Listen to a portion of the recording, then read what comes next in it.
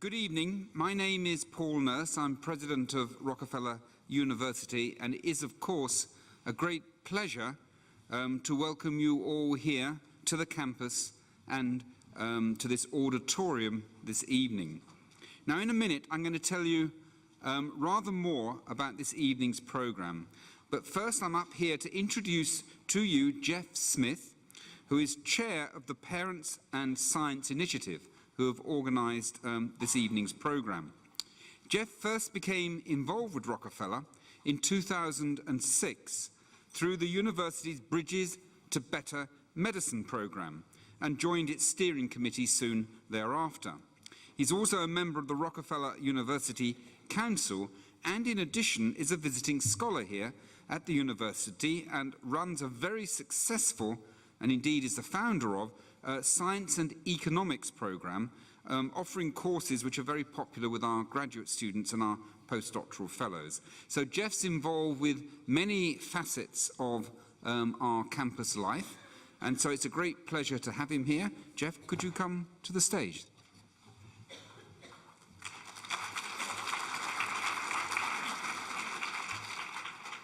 Thank you, Paul.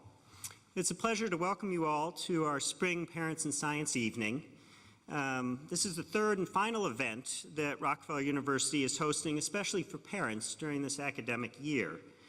The university introduced Parents and Science lecture series last year as a resource for New York City parents interested in gaining new insight into science in general and child and adolescent development in particular. The Parents and Science programs also seek to provide parents with time to see each other in a thought-provoking environment. And as I'm sure most of you would agree, this is time that's often hard to come by in the busy schedule of average New York City parents. We have been very delighted by the enthusiastic response that Parents and Science has received. More than 300 people, for example, RSVP'd to this evening's program, and I'd like to thank you for joining us tonight and hope that you all become regular participants in the dialogue that we're hoping to foster through these programs. I would also like to take this opportunity to thank the trustees of the Lubin Family Foundation, some of whom I believe are here this evening, who have generously underwritten the second year of the Parents and Science Initiative, and their ongoing support for this series is greatly appreciated. Before I turn the podium back over to Paul, I'm going to take this opportunity to tell you a bit more about him, as he tends to often be the introducer at these events rather than the introducee. I'm going to take this opportunity to spend a few minutes. Paul moved to New York in 2003 to become the head of Rockefeller University, and during that time, or since then, he's become one of the nation's most prominent voices in science. And in fact, when Paul first arrived on campus, he stated that he wanted to make public outreach and education about science a top priority. And I think he is certainly achieving this goal. A number of prominent publications, including the New York Times, the New Yorker, and many others, frequently turn to Paul for his comment on important issues in science. You may also have seen Paul on The Charlie Rose Show, where for 2 years he served as the co-host for a series of episodes reviewing various issues related to science and health. Paul, of course, is an extremely distinguished scientist, and the list of rewards that he's received is too lengthy to go into detail, but there are a few recognitions that certainly stand out. In 1998, Paul was awarded the Lasker Award for Basic Medical Research. This is an award that is often referred to as the American Nobel because it often presages receiving that award later. In 1999, Paul received a knighthood for his contributions to cancer research and cell biology. And in 2001, he did in fact share the Nobel Prize in Medicine for research that shed light on cellular mechanisms involved in cancer. So with that, it's my great pleasure to welcome Paul back to the podium. Jeff's also a very nice man, I have to say. Well, I hope tonight's program will better acquaint you with this quite remarkable institution that you're sitting in this evening. It was the first of its kind as a biomedical research institute when it was founded by David Rockefeller's grandfather in 1901. And since then it has made many, in fact very many, important contributions to biology, biomedicine and medicine recognized the world over. I will tell you of one of them, and that was the discovery that DNA is the basic material of heredity. That was discovered on this campus, published in 1944. Not a well-known fact. We all tend to know about the structure of DNA and Watson and Crick, but actually the fact that it was the basic material of heredity which set the foundations for the molecular biology and molecular genetic revolution that we're now still in the middle of was in fact discovered here at Rockefeller. 23 scientists have become, who are associated with Rockefeller, have received the Nobel Prize. This is really quite an extraordinary track record of success. I want to put that number in perspective. If Rockefeller were a country, rather than a very small research institution, it would rank 4th in the world in Nobel Prizes in medicine and chemistry, behind only the United States, Britain and Germany, and just ahead of France, that would rank 5th. And that, I should say, is with a faculty of no more at any one time than 70. No more than 70. Harvard has about 5,000, if you want to make a comparison. Not that we compare ourselves with Harvard very often, actually. 4 of Rockefeller's 23 Nobel laureates received their prizes in the past decade. But there are other metrics of the university's excellence, because there is some luck associated with these big prizes, I have to say. 20 Rockefeller scientists have received the Lasker Award, 13 the National Medal of Science, which is the nation's greatest scientific honour. But what I find actually the most important metric for me personally is well over half of our current tenured faculty are members of the National Academy of Sciences. And why I mention that is that we have quality in depth in the majority of our faculty. Refer to your programs if you want to learn more about Rockefeller and the university today. You might also want to look at our new, it was only put up a few months ago, a Nobel and Lasker Award wall, which is just out of the lecture theatre on the left as you exit the auditorium. Now, in your program booklets, you will find an editorial from yesterday's Daily News. This is an editorial that took us completely by surprise, I have to say, and it's entitled Geniuses at Work. New York City's Rockefeller University is the nation's brain trust. And one of the brains referred to in that article is, in fact, our speaker this evening, Dr. Jeffrey Friedman. Mentioned 3 people there in that article, and in the editorial, and one of them was Jeff. Jeff's topic tonight, up here, is Science 101 for Parents, or 20 Years of the Genetic Revolution, in 1 hour, perhaps a bit less than 1 hour. We have to talk to him about that, but certainly in a short time. Jeff received a medical degree from Albany Medical College at the age of 22. This is quite young. He went on to earn a PhD in 1986 here at Rockefeller and liked it so much that he couldn't leave, and he's still here with us. And we're all very grateful for that, I have to say. Today, he's the university's Marilyn M. Simpson Professor. He's head of the Laboratory of Molecular Genetics, director of the Starr Center for Human Genetics here, and is also an investigator with the Howard Hughes Medical Institute. This is a highly prestigious position. There are about 300 such investigators throughout the country. We have 13 or 14 here in our faculty, and Jeff is one of them. His research focuses on the genes that regulate appetite, body weight, and energy metabolism, including genes, of course, associated with obesity and diabetes, and is noted for his discovery of the hormone, which many of you will be familiar with, which he named leptin, a major breakthrough, the discovery of this hormone, and its understanding in the mechanisms that control eating behavior and body weight. And for this work, Jeff has received many honors, including a Gairdner Foundation Award, which is a sort of precursor to a Lasker and Nobel, and also, of course, election to the National Academy of Sciences. After his talk, we'll take questions from the audience, so please hold your questions until that time. So I'm delighted to ask Jeff to come and join me here at the podium.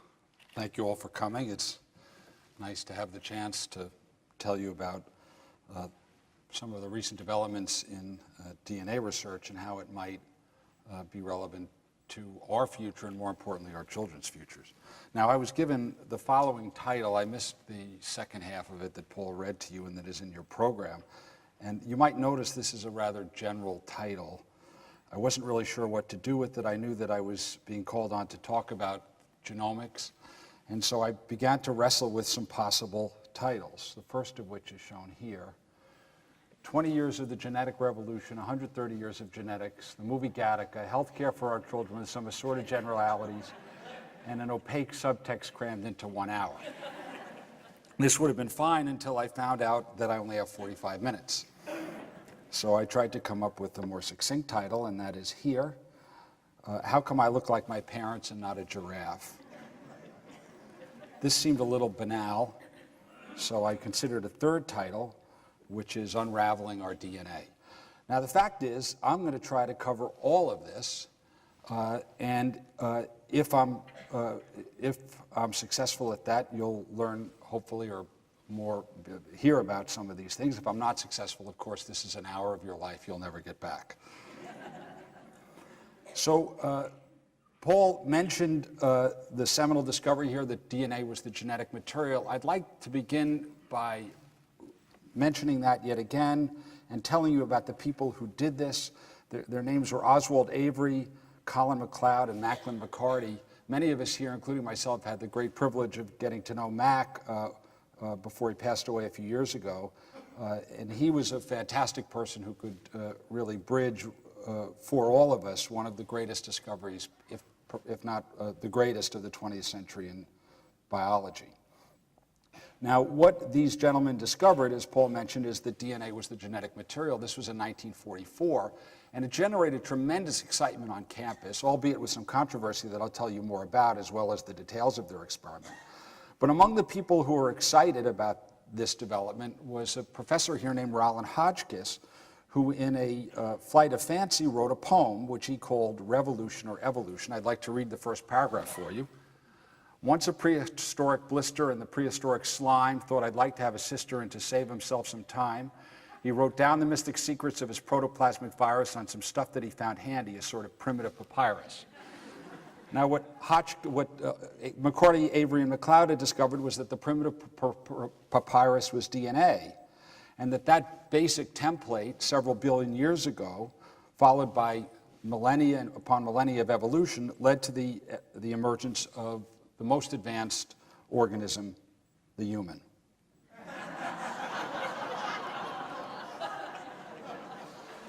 And now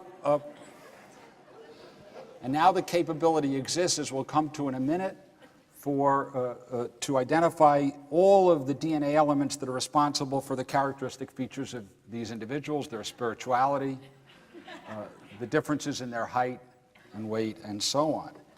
The vehicle for much of this will be the ability to sequence DNA. And if you search the web, it's not hard to find companies that will actually sequence all of your DNA for you.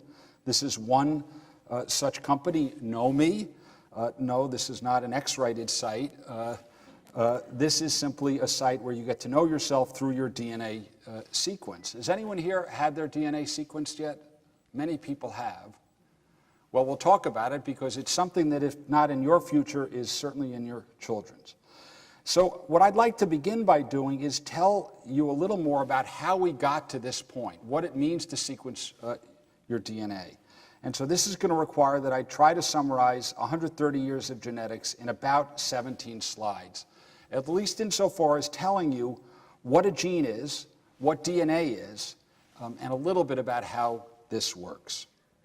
Now, this story begins in Slovakia with the work of Gregor Mendel, whose name I'm sure many of you have heard about. He lived between 1822 and 1884, and it was he who defined some of the basic rules of heredity. Now, Mendel faced a conundrum in those days that every plant biologist or every farmer faced, and it had to do with the fact that seed salesmen could sell you seeds and tell you with great precision what type of plant that seed would grow up into with respect to a number of variable traits. So, for example, the seed salesman could give you a seed and say that is going to be, for example, a short plant. Uniformly, this seed will, as it were, breed true. And the way you know you can do this is with plants you can self-pollinate. So if you self-pollinate this plant forevermore, it will always be short. A second seed could be delivered to you, and he would tell you that this seed will always yield a large plant no matter what. It will breed true.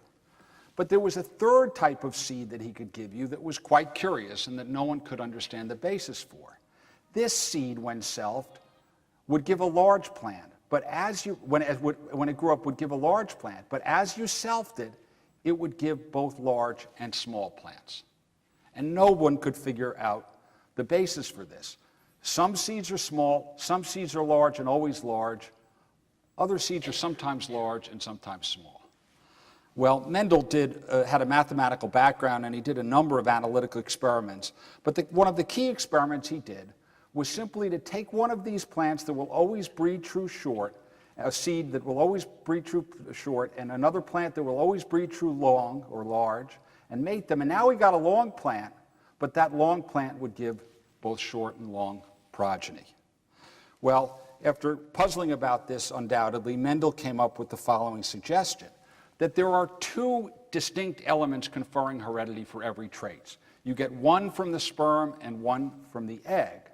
And he reasoned that the short has two copies of short, and it will always be short. The long will have two copies of the long trait and will always be long. But this different type of long or large plant, will have one copy of each.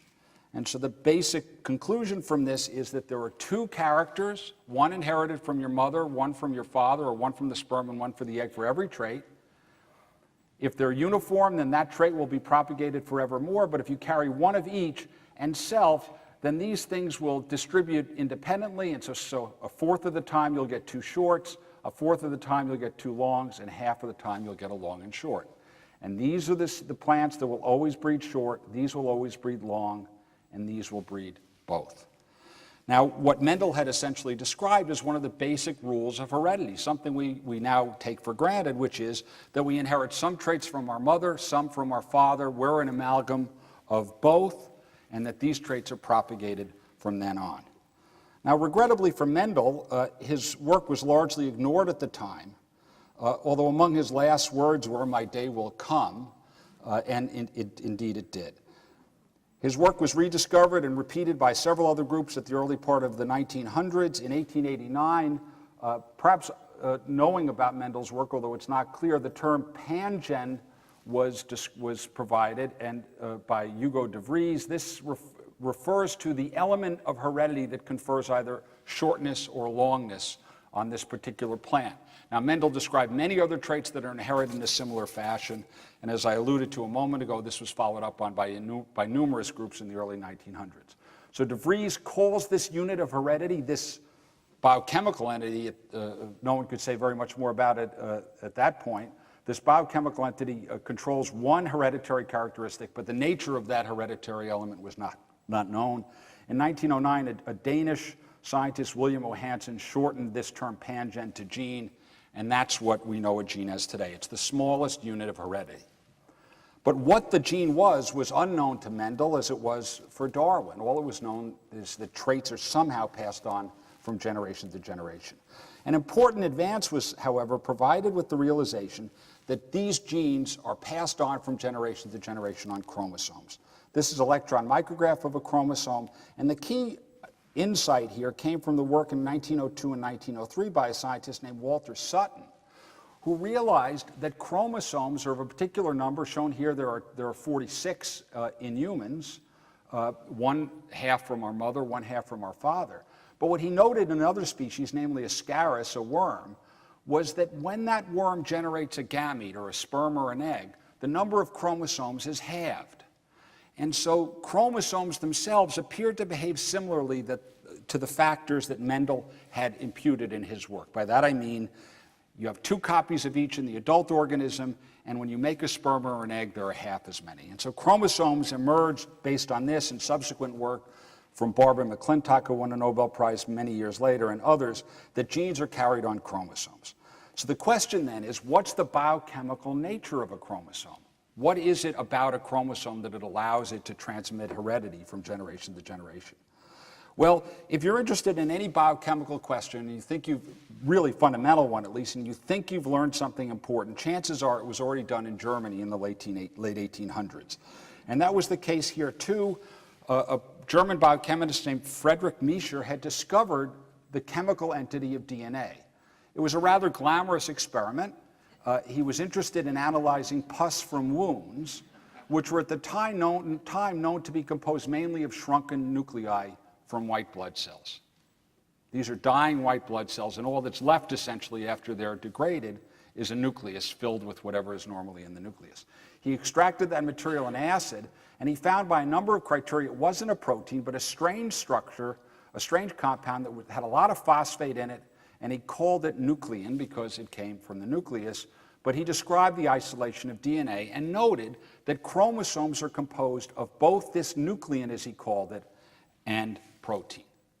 Now, at this point in time, everyone knew that proteins were complex. Proteins do all the business of the cell.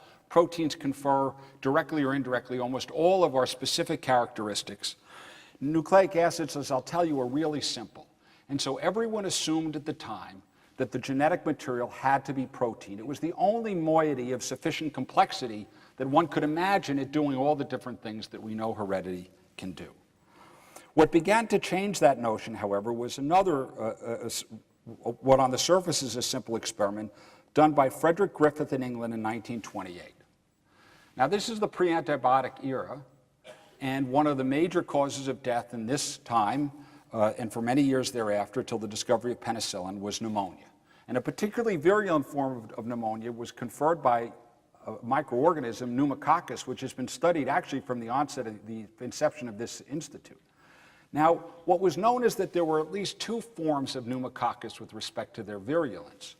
One form was sort of small, and if you can't see it in this picture, but was rough, had a rough surface, and this particular form of pneumococcus was completely non-pathogenic to a rabbit or other organism. So if you inject this rough pneumococcus into a rabbit, it happily bounces around. There's a second form called the smooth pneumococcus. And this form is virulent. You inject it into a bunny, and that bunny doesn't do so well. This is an artistic rendering of that. Now, what Griffith found was that, quite amazingly, that if you took some of this rough pneumococcus and mixed it in with a heat-killed version of this smooth pneumococcus and incubated it, you now would have an extract or a mixture that would kill a bunny. And if you go back and look, what you would find is that this rough pneumococcus had been converted into this smooth one. So something about the heat-killed extract from the smooth was able to transform the rough into a smooth, virulent bacteria. Well, it's not clear, to me at least, what Griffith made of this or what he did moving forward. His primary interest, at least when he was started, was to understand the pathogenesis of pneumococcus. And in fact, many vaccines were directed against the moieties that compose this smooth coat. But it was left to Avery, McCarty, and McLeod to try to purify whatever it was in this smooth-killed extract that was able to convert the rough to the smooth. And they embarked on this work. Avery had a prior interest, actually, in pneumococcus and pneumococcal vaccine. And as Paul mentioned to you, in 1944, they identified the material, the transforming factor, as DNA. And this is a picture of Avery, McLeod, and McCarty, published in 1944. With this publication, however, there was a major controversy that included many institutions around the world, not the least of which was Rockefeller. Because in addition to Hotchkiss, who was quite excited about this result and believed it deeply, others here, including Dr. Mirsky, disbelieved it, arguing that that DNA is a type of molecule that would seem to be too simple to account for all the variation seen within species. And that's because DNA indeed is simple. It's simply a repeating polymer of 4 units. Actually, much of what's known about this molecule early on was defined by a chemist here at Rockefeller named Phoebus Levine. And he identified the building blocks of DNA as being 4 simple moieties, 3 of which are shown here. They all contain a sugar in the middle, phosphate on one side, and another nitrogenous molecule called a base on the other. All 4 of these bases, 3 shown here, are the same except for the particular characteristics of this added nitrogenated molecule, which could be either called adenine, guanine, cytosine, or the 4th thymidine. And so the question is, how does a molecule with 4 building blocks create all the diversity of life and all the diversity of heredity and all the variability we see in each of this? And that was the question that Watson and Crick and others took on. How is it that the DNA works? And in 1953, they discovered the structure of DNA by identifying DNA's actual structure as the double helix.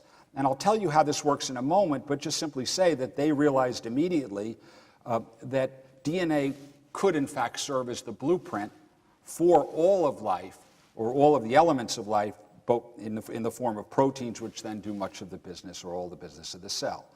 And so DNA, if you can think about it, is sort of the master plan for every organism. It's copied into a set of blueprints called RNA. It's sort of a transition molecule that provides the blueprints for this master plan. And this RNA, once it's made, encodes proteins. So the DNA is the master plan, as it were, for every organism. And the way it works is this. While the structure of DNA itself is too simple to account for all the variability in life, it's the sequence, Watson and Crick realized, that holds the key. And so each of these bases are shown here, and each letter refers to each of the 4 that I mentioned, cytosine, thymidine, adenosine, guanine, and they form a linear polymer. And actually what they realized is that you could have 2 polymers with anti-parallel sequences bound to each other. This sequence gets copied almost directly into the RNA, and the RNA in turn is read out into proteins by a genetic code. So the DNA linear sequence of bases is read out with a linear array of proteins. It goes something like this. Actually, Crick was the first to realize that the code was a triplet code in some absolutely elegant and beautiful experiments. So the DNA bases are read out 3 at a time. Each specific 3NA base pair sequence is shown later by a number of groups, reads out a different amino acid. So GCA means the amino acid alanine, AGA means arginine, and so on. And you go on in a linear array, and these bases encode, as it were, individual proteins. And the genetic code was solved in the early 1960s as a series of triplets. And so what you can see here is that each of these combinations of 3 correspond to different amino acids with some redundancy. UUU means Phi, U is the equivalent of T, I should say, ACA is threonine, and so on. So this is how DNA works. It encodes a series of units of linear bases that are read out into proteins, and it was shown previously that each of these proteins in turn is one of those hereditary elements. So a gene, which was an abstract principle for Mendel, becomes a concrete moiety in the form of a piece of DNA encoding for a particular protein. Now, this was more or less the background before the onset of the molecular biology revolution. But with the development of a whole set of methodologies, not the least of which was the ability to actually sequence this array of DNA, a project started in the late 1980s known as the Genome Project. And the objective when it started, and I should say that a major initiator of this was Jim Watson of the Watson and Crick discovery I mentioned a moment ago. Their objective was to sequence all the linear array of DNA in the human species, 3 billion bases. One linked to the other in a linear array on 46 chromosomes, or what composed the master plan for a human. From this, they could identify a gene list, all the different segments of DNA that encode for different proteins. And moreover, they could then begin to ask to what extent there's variation in these genes and how might they correlate with phenotypic differences among us.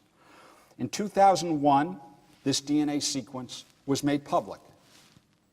It was deposited in a database. I'll show you an example of that in a moment. There was one quite curious and interesting feature of this original sequence. It was always assumed that the complexity of humans would require that there'd be an enormous number of genes, more so than any other organism. Indeed, humans have fewer genes than the plants that Mendel studied. There are only about 22,000 genes, it's now estimated, in the human genome. So out of these 3 billion linear bases, it's parsed up into about 22,000 protein coding sequences, pieces of DNA that encode for amino acids composing proteins. And you can go to any computer, you could go tonight and search up, say, chromosome 11. And you can see in your computer a linear array of the chromosome, and underneath this would be each base, one after the other.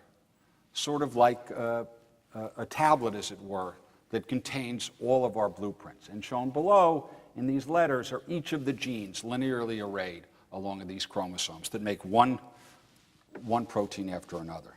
Now, one way to think about these 22,000 genes would be to analogize them to the periodic tables. I think you probably all recall from chemistry that all molecules are composed of atoms, all molecules are composed of elements, and there are a finite number of these, and they're listed here. And so any chemical entity can be described based on its composition with respect to these building blocks. This genome project, in a sense, has provided to biologists a similar set of building blocks, albeit much larger for the human species. There are 22,000 building blocks. Now, herein lies a major difference, however, between the elements and the genes. Elements don't change. They're the same. They're used in different combinations in different molecules. But in living organisms, the nature of these elements can be variable.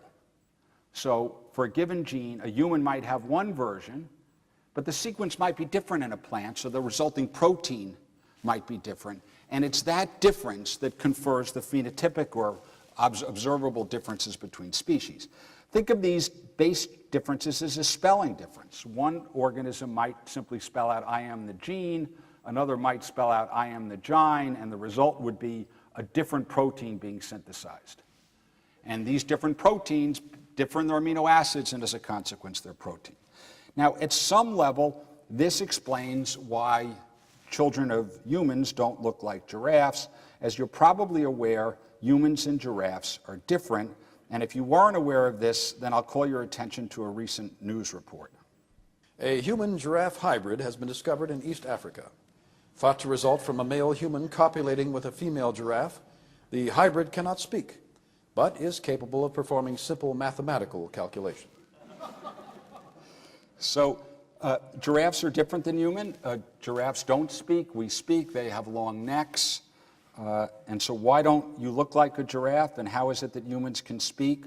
Well, our sequences are different. So our repertoire of genes, while the building blocks are the same, the DNA sequence and protein sequence is different. Giraffe DNA and protein sequence resemble ours only to the extent of about 85 to 90, more than a chicken, but less than a chimpanzee, and less than Neanderthal, whose DNA are actually being sequenced as well. So it's this variability in the DNA sequence, in some cases relatively subtle, that confers phenotypic difference on species and allows this template, or the master plan provided by DNA, to lead different fertilized eggs to develop into different organisms. Now, while there's DNA variation between species that explains all the phenotypic differences that distinguish them, there are also phenotypic variation within a species. And it's these DNA-based changes it's DNA-based differences that are more subtle than this that account for those phenotypic differences. So as I mentioned, the human genome has 3 billion of these single units, these letters, as it were. And within the human species, on average, about 1 in 1,000 bases differ. So of our 3 billion differences, there would be about, of 3 billion bases, there would be about 3 million aggregate differences between any two individuals. And it's those differences and the spelling differences in their proteins that account for all the variability between them. Now, that then, in a sense, answers another question I posed, is how come I look like my parents? Well, it's because your parents pass on to you the same precise spelling variants that they themselves carry, and you in turn pass on those same specific spelling differences to your children. This is why different humans typically look different than other humans, unless, as I'll show you, they're identical twins. Now, there's a way to estimate the relative contribution of these specific variants to the differences that distinguish all of us. The classic way to estimate the contribution that these spelling differences confer is to systematically compare identical twins to fraternal twins. Identical twins share genes and environment, and at least by comparison to identical twins, fraternal twins only share their environment, and they share less of their genes than do identical twins. So if you systematically compare groups of identical twins to groups of fraternal twins, the relative similarity in identical twins in excess of fraternal twins gives you some insight into whether that trait is genetic. In a sense, you subtract out environment and ask what added similarity is the result of genes, or spelling differences, as it were. So this is an interesting family of identical twin brothers marrying identical twin sisters, and all their children are identical. because they passed on precisely the same DNA sequences from generation to generation. It must be an interesting set of relationships there, it occurs to me. Now, from estimates of this sort, you can conclude that genes, or more precisely these variation in genes, contribute to almost every trait that's been yet studied, with variable degrees. Now, my interest is in obesity, and there's a huge genetic contribution to obesity. 80 to 90% of the variability in obesity, in the incidence of obesity, can be ascribed to specific spelling differences that we're actively studying. But schizophrenia has genetic contributors, so too does diabetes, hypertension, alcoholism, epilepsy, heart disease, breast cancer, and so on. And it's quite possible today to actually track down the molecular basis of these differences. In the simplest form of analysis, what you simply do is take a family in which some individuals have the disease and other individuals don't. And now you ask, is there a spelling difference that is always found in the patients who have the disease and not in the people who don't have it? So in this example, the disease would be likely caused by this spelling difference from an A to a C. And this is always associated with disease. And by knowing that, we can actually understand what's different about the protein in this disease state. It was a variation of this sort of approach that allowed investigators to identify the cystic fibrosis gene, and that's shown here. There's a deletion in the cystic fibrosis gene that leads an amino acid to be missing, and that missing amino acid perturbs the function of that protein, and humans get cystic fibrosis. And single gene disorders have now been identified for muscular dystrophy, Huntington's disease, cystic fibrosis, hereditary breast and colon cancer, familial hypertension, diabetes, and so on. As Paul alluded to, my laboratory studies obesity. There's a single gene difference that leads this child to weigh 3 times more almost than a child without that mutation of a similar age. This child is missing the hormone leptin, and in our laboratory we're able to show, at least in animals, that this hormone can normalize the weight of this child. So there are single gene disorders that cause obesity. There are single gene disorders that cause sleep problems. Narcolepsy can be the result of a single gene disorder in a gene called hypocretin. There's also a gene that confers differences in speech. In fact, this gene is unique in humans. There's a unique sequence in human as compared to every other species. In this family, a mutation actually leads the affected children to not be able to speak. And interestingly, all other mammalian organisms have the same variant as these children who can't speak have. And so it appears during human evolution, a base change in this gene identified by Tony Monaco and colleagues in the so-called FOXP2 gene has conferred the ability to speak, and may actually have something to do with why it is that humans can speak and giraffes, for example, cannot. Now, thousands of single gene disorders have been identified. A few are listed here, and there are genetic tests for many of these. Genes that cause cancer, cystic fibrosis, coagulation disorders, adverse drug reactions, and so on.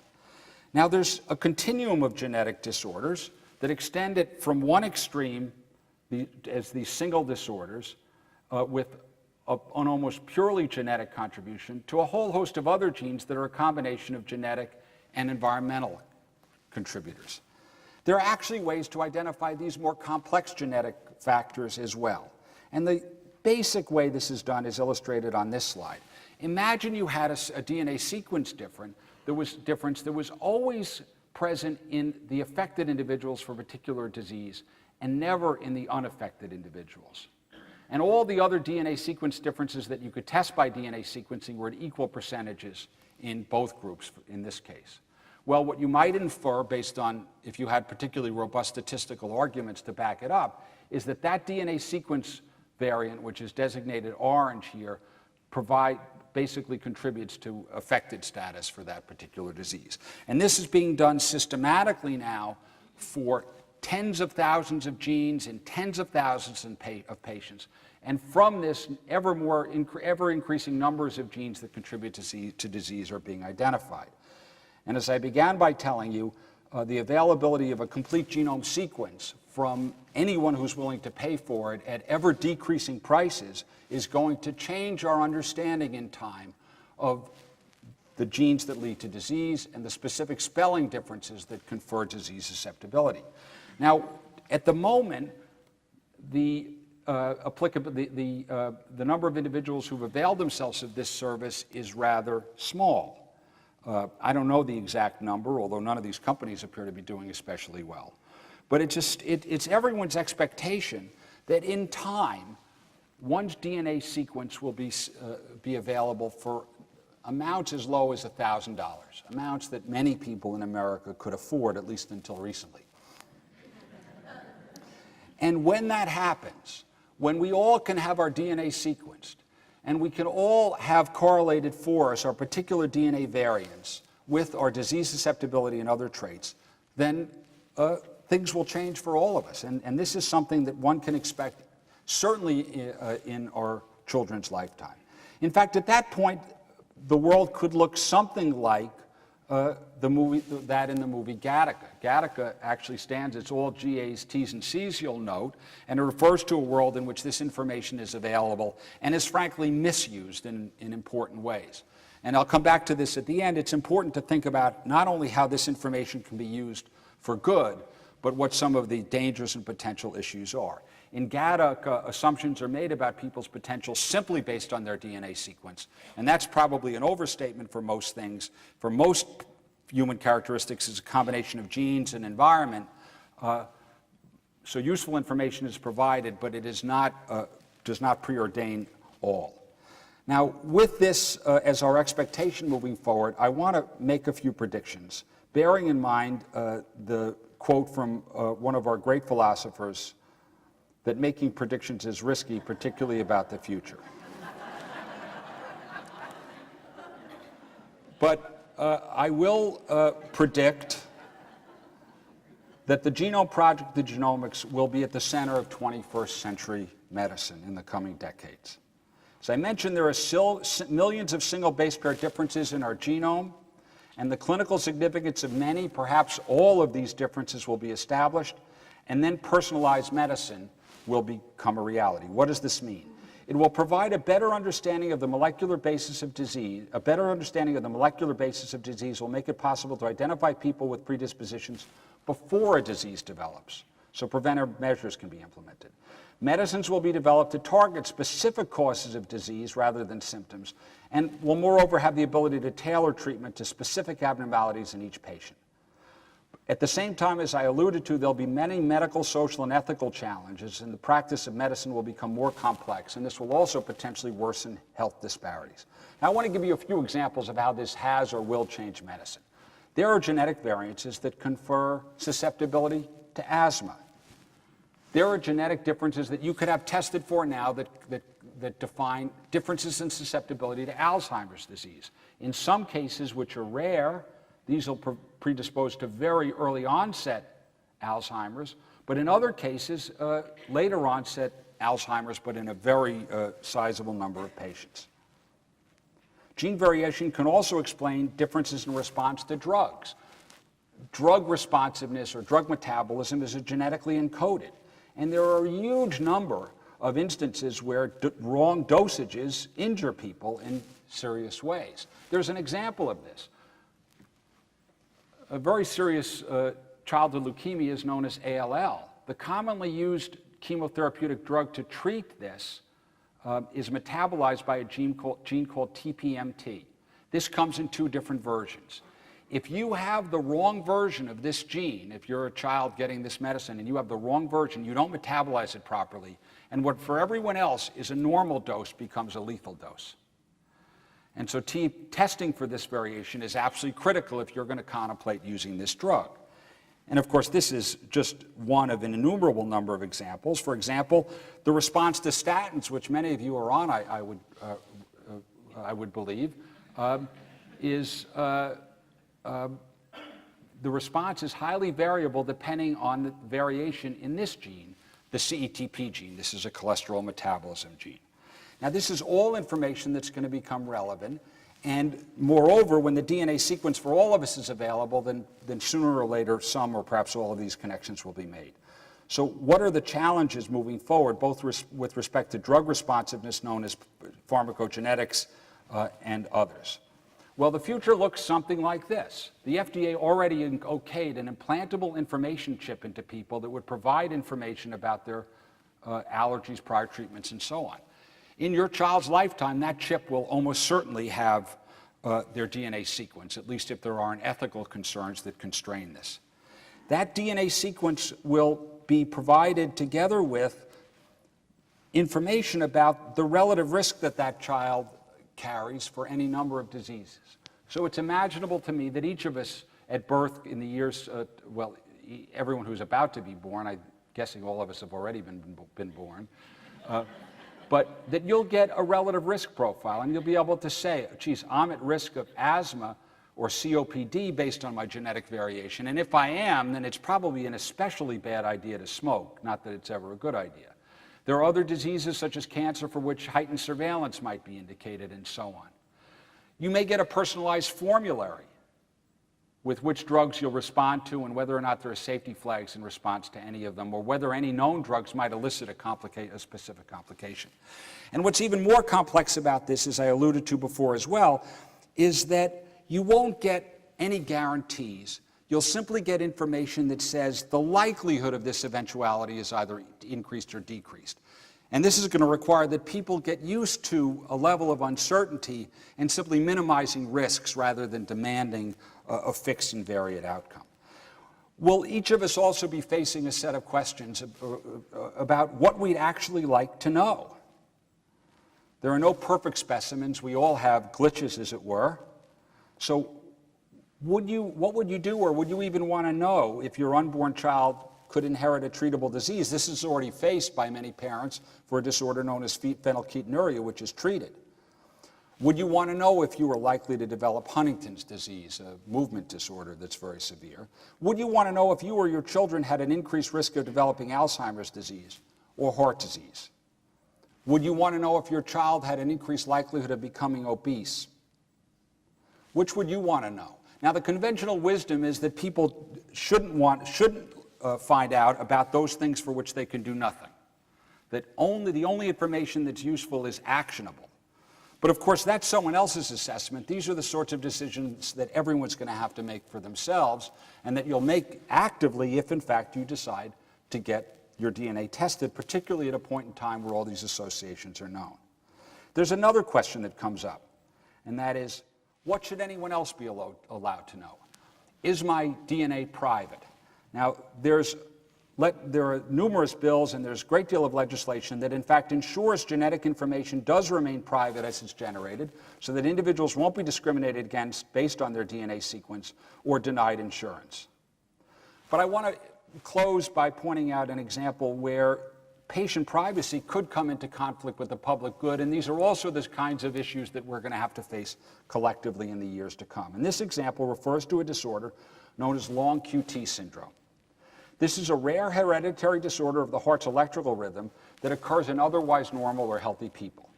People with this syndrome, which is inherited as a single gene and for which a diagnostic test is available, are susceptible to an abnormally rapid, lethal heart arrhythmia called torsade de pointe, and if you get this, people faint within seconds and often can die. 7 different genes have been identified thus far that cause this disease. They encode ion channel subunits that are made in the human heart, and the disease can be identified by genetic testing. Now, if someone had long QT, should this be private? So would an employer or the public have the right to know that someone had long QT syndrome if that person were a stockbroker? Absolutely. A CEO, well, it depends what industry. A bus driver, an airline pilot. Do we have the right to know whether or not someone carries a genetic disorder that would lead them to sudden death if they were flying the plane you were on? It could be even more complicated. How should it be handled if we found out that the sibling of an airline pilot had long QT, knowing that there was now a 50% risk of the pilot for having the same condition?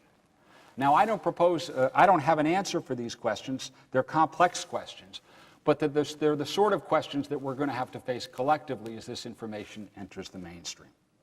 So I'm about to close, and I just want to summarize for you now what I think the promise, prospect, and issues surrounding this revolution carry with it.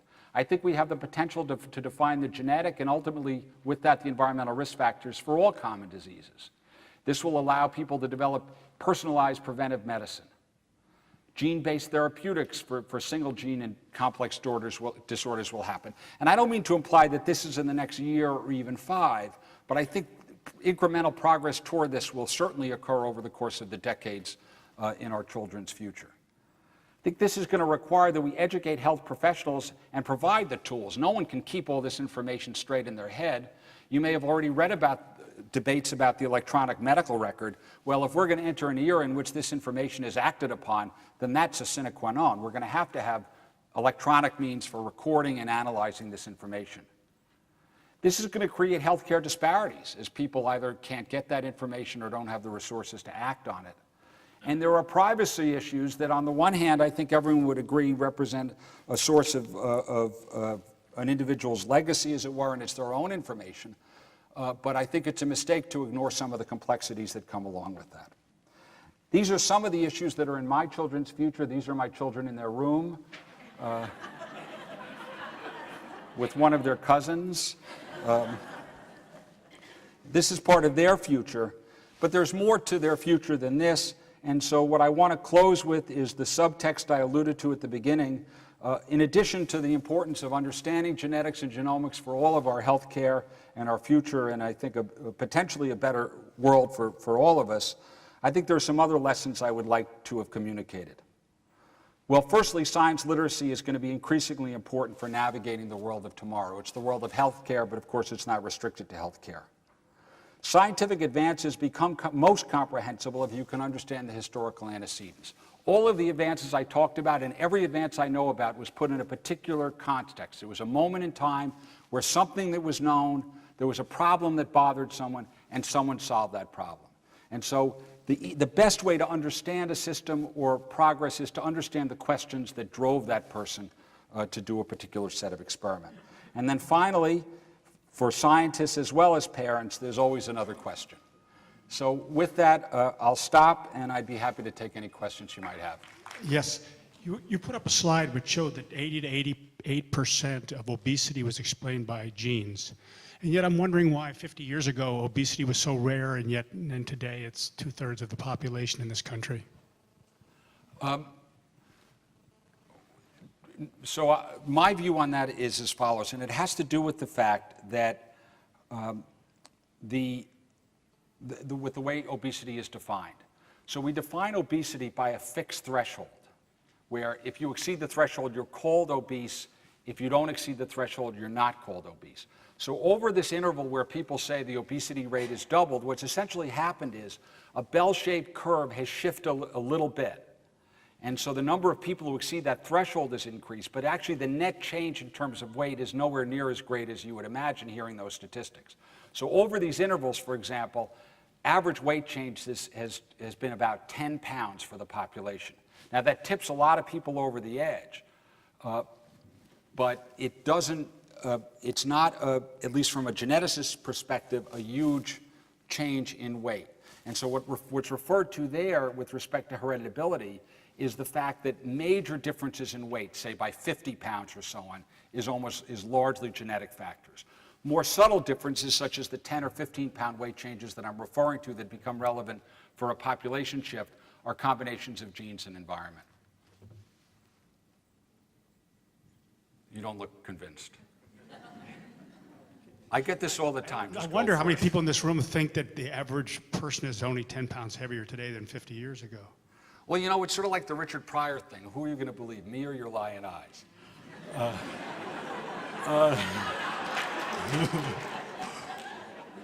You know, the point is that, you know, we all walk around, we have our anecdotal experiences. You have no idea how many times I get the question, well, have you ever been to Disney World? Well, actually, that's where that picture was taken of my children.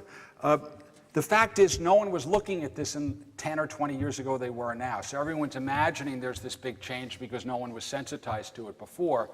And so in a case like that, I think it's probably better to just rely on the actual numbers you can get from the CDC, and the ones I quoted were provided to me by some investigators there. But this is actually a much longer discussion. I'd be happy to give you some articles or tell you more about it later or in the reception. Could you just talk briefly about set point and how that relates to the genetics? Okay, so I think what we're really learning is my credibility for genetics versus body weight control, which is what the question has to do with. So I think there's very good reason to believe, based on a whole set of physiologic experiments, that body weight is regulated at a very tight or narrow range for each individual.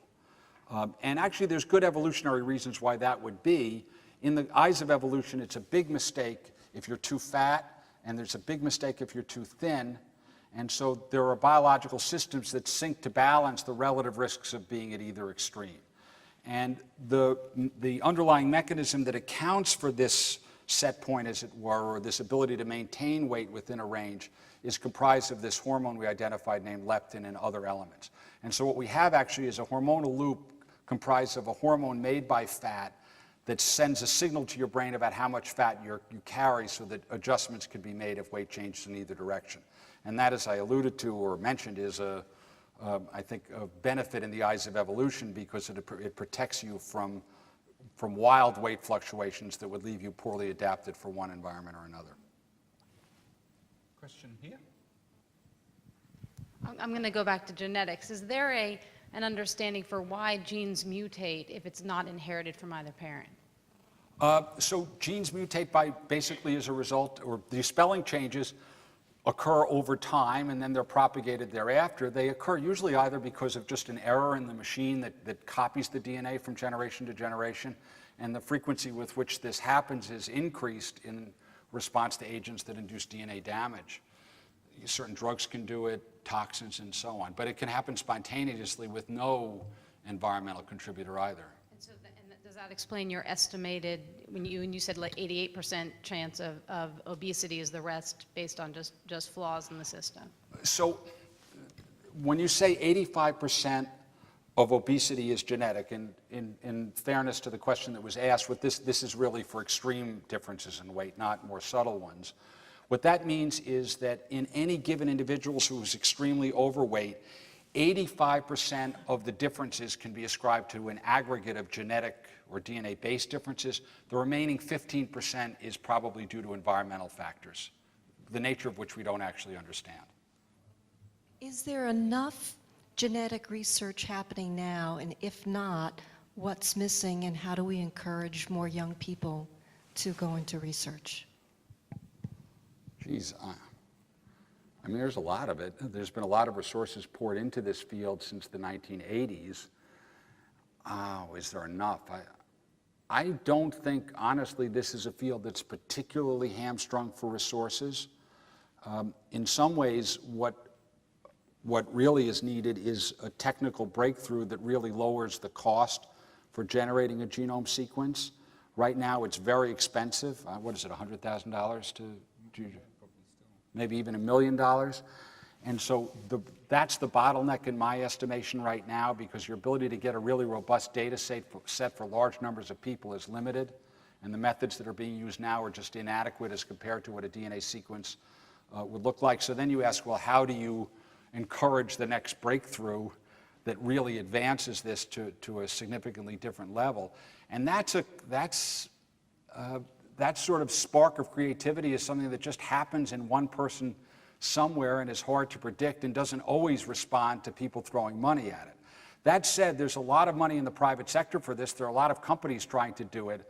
And right now we're in a phase of incremental improvements that have actually gotten us farther than we even expected. But how we get to that $1,000 genome, which is where everyone agrees the world of medicine really starts to change, is just not clear. Paul, do you have an answer for that? I don't have an answer. I'd add one or two other things. I think another important issue is getting access to data from people. And this is a sort of sociological phenomenon. That is, whether people will be involved and engaged in sharing their DNA and sharing the information. And I think that will become quite an issue.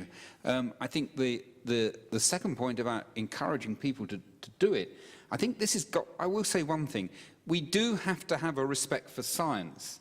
And, you know, when we have half the country believing in creationism, instead of, which is so anti-genetics, then it's a serious issue for us. So I think we have an educational issue, and I think we have sociological issues to do with collecting data, in addition to the science.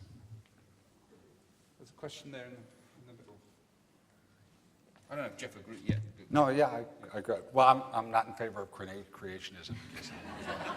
Oh, what a shame. That would have been such an interesting discussion.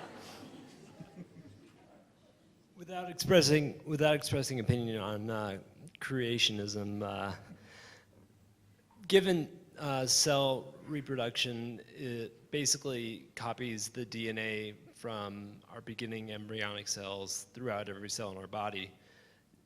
If a particular disease is 80 or 90% genetic or shown to be so, what is the outlook for curing that type of disease? Is it something that is on the order of magnitude of a decade's horizon, and B, is it something that you would cure at the embryonic stage versus sometime later in life?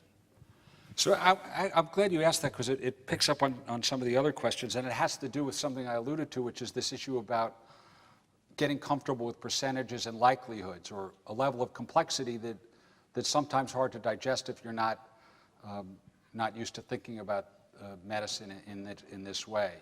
So when we say there's a percentage contribution, it means that many things contribute, and that it's not as simple in all cases as one gene causing one disease. Now, the other question you're asking is, how does a knowledge about a DNA's base change lead to a new treatment, or better yet, a cure, which, as you're saying, would require that you correct the gene defect in every cell of your body, or at least in some cells of your body. Now, to some extent, that's a lot of why stem cells have generated a lot of excitement. They provide an opportunity to maybe repopulate different organs in one way or another with cells similar or identical to your own that don't have that defect.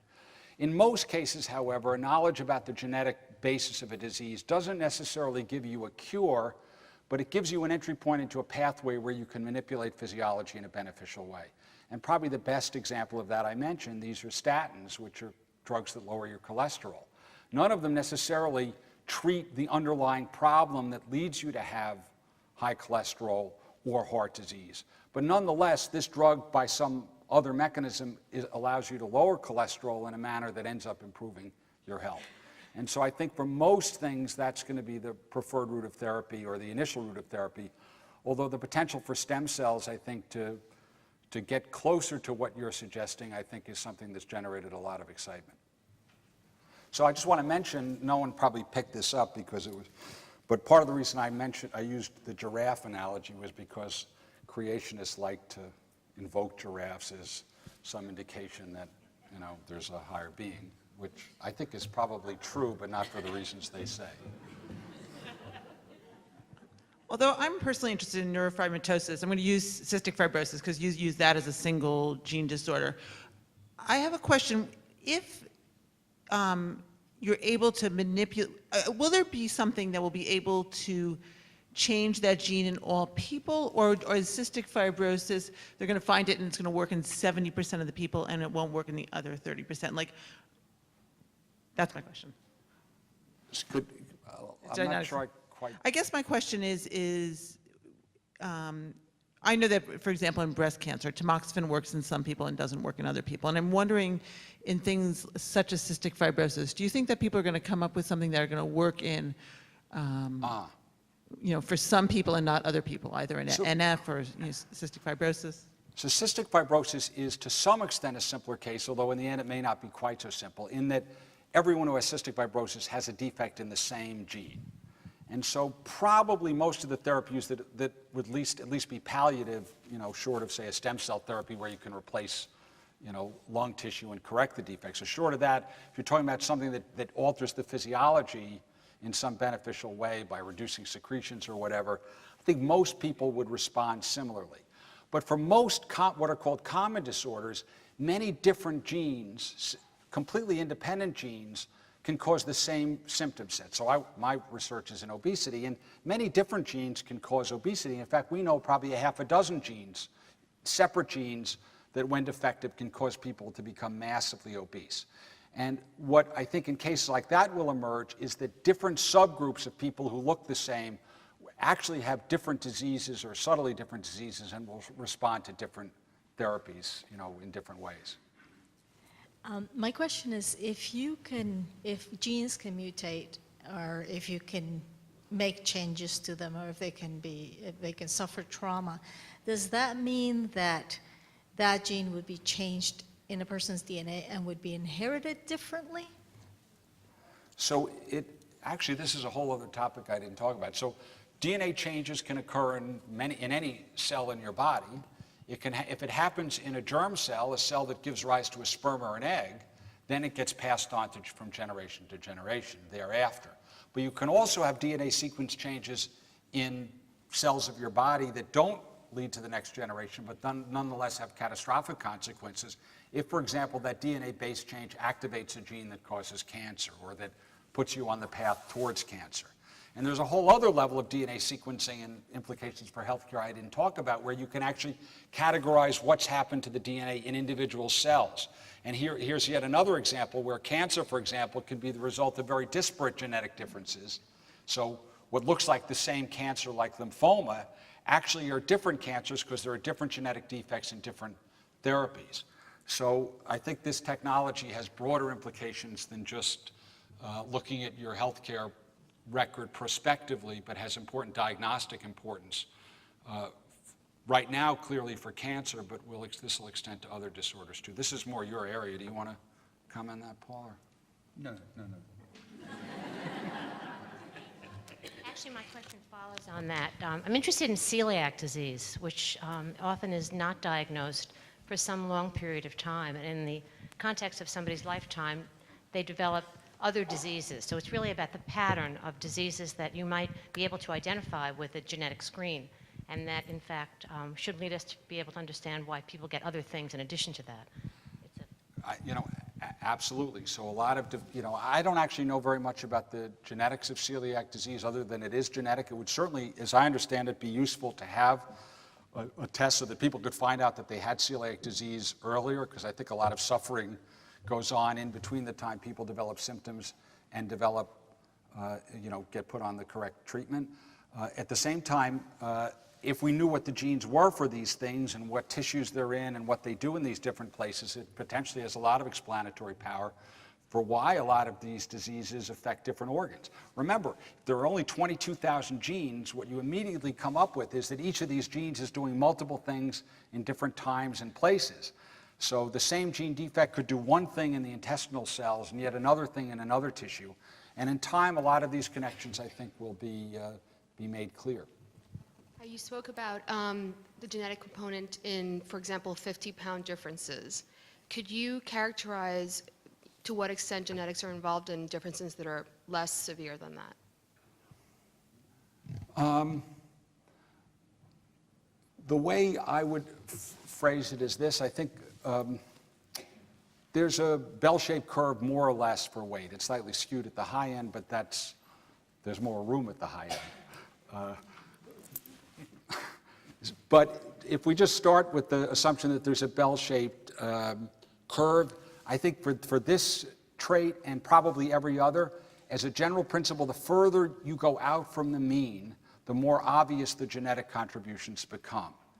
So I think as you go towards the average weight or the people who are just off average, what you're probably talking about are subtle genes that increase your predisposition and that in combination with an environmental difference, or in my case, a lack of discipline, might lead you, 10 pounds heavier than you ought to be. I think it's actually an ironic situation because the people who are stigmatized most are the people who weigh the most, and they're the people who get the most heat about it, or who are stigmatized the most, and they can do the least about it, whereas people like me, who are a little heavier than they might be, get a relative pass by comparison, when in fact I think I would have a lot more control over the outcome than they would. We've had a real treat today. I mean, we have gone through 130 years of genetics. We did it in 45 minutes. You had a master telling you how to do it. You're all geneticists now. You all understand it much better. And we have Jeff to thank for that. Thank you very much, Jeff.